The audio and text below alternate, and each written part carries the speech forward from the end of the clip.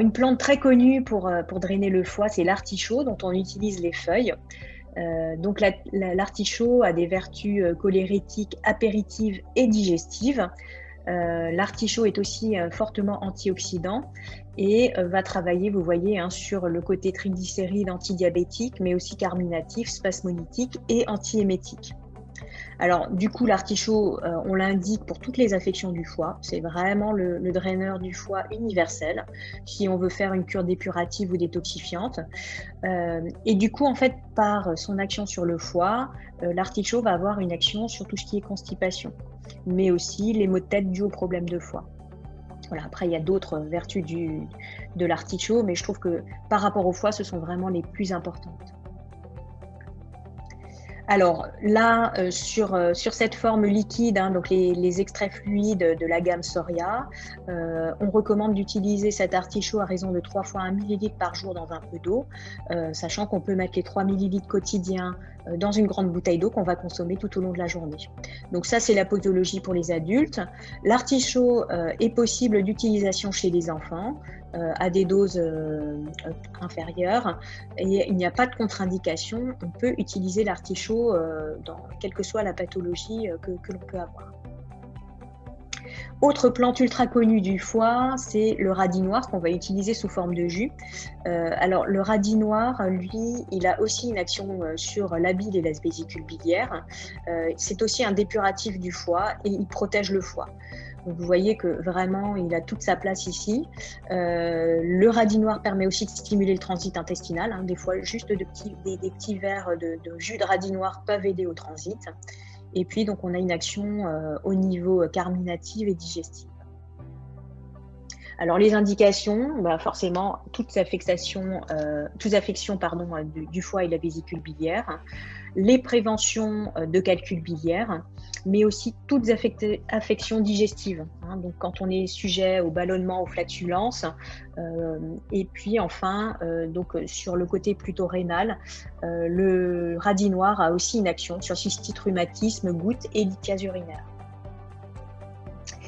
Le pissenlit, dont on utilise les racines, alors lui, en fait, c'est un draineur universel. C'est vraiment, si vous devez en retenir un, on va dire, sur toute la sphère digestive, ce sera plutôt le pissenlit. Il permet de travailler en plus sur la peau. Et donc le pissenlit va avoir une action sur tout ce qui est insuffisance hépatique biliaire, une action au niveau donc, de la bile et de l'excrétion de la vésicule biliaire, une action sur la constipation, les rhumatismes, la rétention d'eau, les problèmes de peau. Les feuilles de pissenlit qu'on peut consommer, alors là maintenant c'est la fin, hein, mais qu'on a consommé, on va dire, durant les mois de mars et d'avril, sont très riches en vitamines et en minéraux, donc c'est un excellent reminéralisant. Ici, donc l'extrait fluide Soria sera aussi consommé sous forme de liquide à raison de 3 fois 1 ml par jour pour les adultes. Quand on utilise le pissenlit pour la perte de poids, on recommande de consommer 1 ml le matin et ensuite les 2 ml après le déjeuner, mais pas de pissenlit au dîner. Il n'y a pas de contre-indication et on peut utiliser le pissenlit dès l'âge de 3 ans chez les enfants avec une posologie adaptée. Ensuite, on vient sur des plantes qui sont plutôt régénératrices du foie, donc le chardon-marie et ensuite j'aborderai le desmodium. Donc le chardon-marie, c'est un régénérateur des cellules du foie. Il est donc tout indiqué dans les soutiens de cirrhose et d'inflammation du foie, donc il permet de diminuer le marqueur de l'inflammation du foie. Il va protéger votre foie face aux toxiques. Alors, autre indication peu connue, mais qui est vraiment efficace dans le cas des règles abondantes, puisqu'il est hémostatique et il est dans une moindre mesure anti-inflammatoire. Donc, on est toujours sur les 3 fois 1 ml par jour dans un peu d'eau pour les adultes. Pas de contre-indication chez les enfants de plus de 3 ans. Par contre, on n'utilise pas le chardon-marie en cas d'hypertension artérielle ou avec beaucoup de précautions, puisqu'il élève la tension artérielle. Et on n'utilise pas le chardon-marie si on est sujet à l'obstruction des voies biliaires. Le desmodium, quant à lui, est vraiment un puissant protecteur du foie dans toutes les agressions du foie. Donc, on pense notamment au desmodium en cas de chimiothérapie. Alors, pas le jour de la chimiothérapie, mais on va pouvoir l'utiliser avant et après, en respectant une petite latence avec la chimiothérapie. Tout ce qui est affection du foie, donc type jaunisse ou hépatite, les maladies auto-immunes, il manque un M, désolé, la consommation d'alcool. Il permet aussi de lutter contre la constipation et les troubles digestifs. Et le desmodium est aussi indiqué dans la phase de préparation aux allergies, puisqu'il a une fonction anti-allergique. On l'utilise toujours avec nos 3 fois 1 ml par jour. Il n'y a pas de contre-indication, contrairement au chardon-marie. Donc, on peut l'utiliser même en cas d'hypertension artérielle ou d'obstruction des voies biliaires, et chez les enfants également. La fumeterre, dont on utilise les parties aériennes, alors elle, toujours, cholérétique cholagogue, action sur la bile et la vésicule biliaire. Ce qui est intéressant dans la fumeterre, c'est que c'est son action dépurative. Alors, c'est une action dépurative surtout sur le côté digestif, c'est un draineur hépatobiliaire et cutané. La fumeterre facilite le drainage des toxines, donc elle travaille beaucoup sur la peau. Vous allez la retrouver beaucoup dans des produits de drainage à visée dermatologique. Donc, on est toujours avec nos 3 fois 1 ml par jour. Alors, la fumeterre, les précautions d'emploi, c'est toujours les calculs biliaires et hépatiques, avec ce côté cholérétique et cholagogue. On ne les utilise pas ou vraiment avec avis médical en cas de grossesse, d'allaitement ou d'utilisation d'anticoagulants.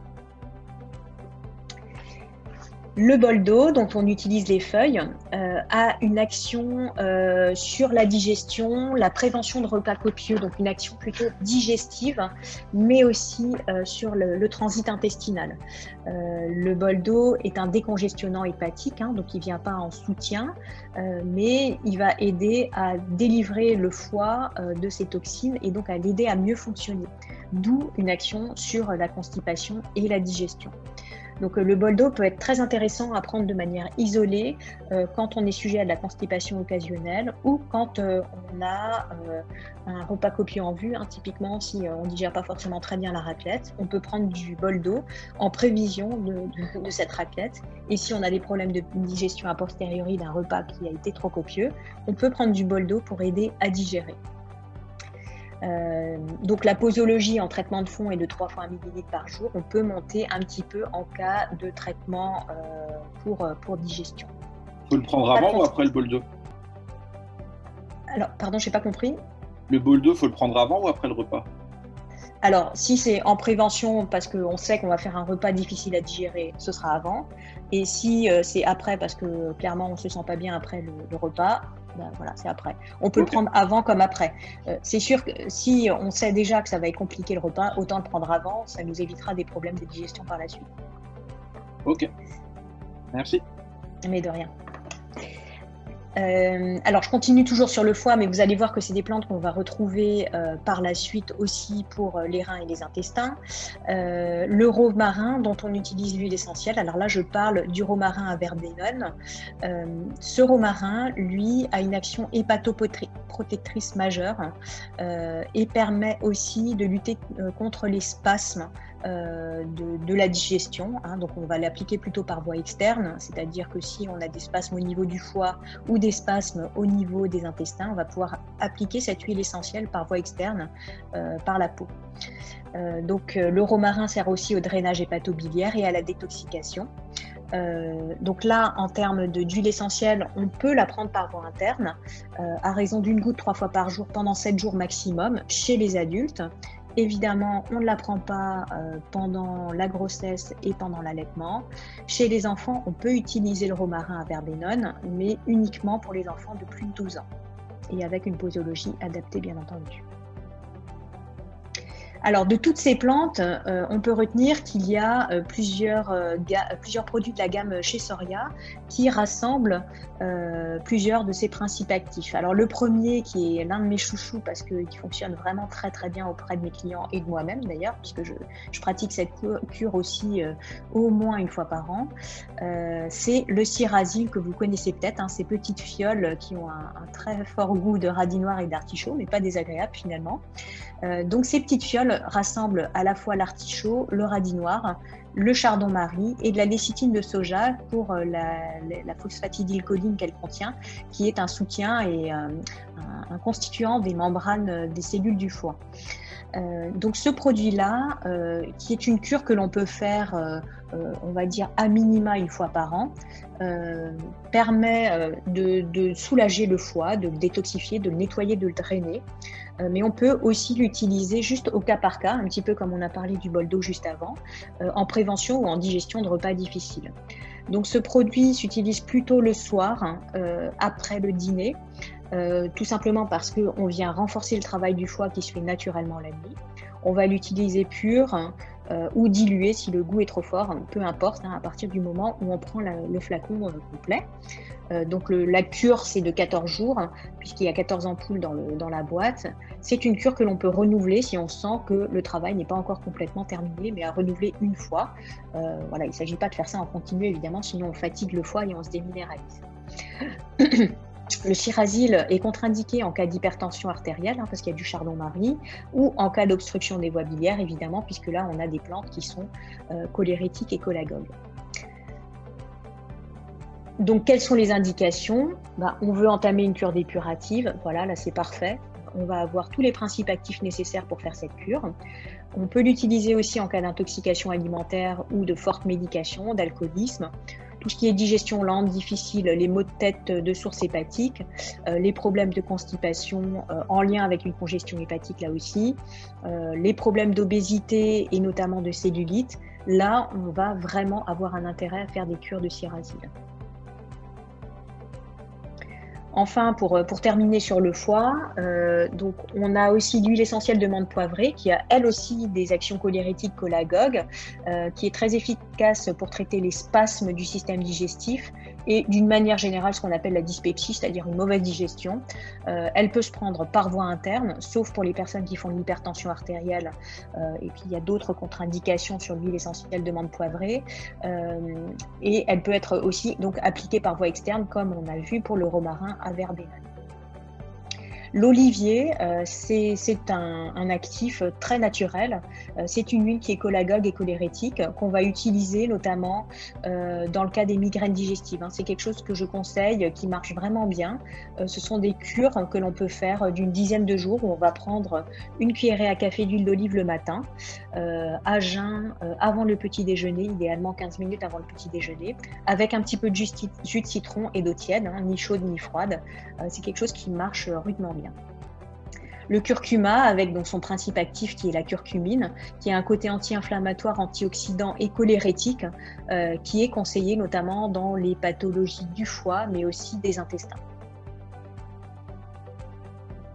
Alors, dernière petite chose auquel vous pouvez penser quand vous avez des problèmes au niveau hépatique, si vous êtes sujet à des lourdeurs du foie, au niveau du foie, vous pouvez tout simplement bichonner votre foie avec un petit peu de chaud en lui mettant une bouillotte le soir au coucher ou dans la journée si vous y arrivez. Autre petit truc, c'est simplement se coucher sur le côté droit. Oui, votre foie il est du côté droit. Donc si vous couchez du côté droit, vous lui tenez chaud et ça va lui permettre de se régénérer plus facilement.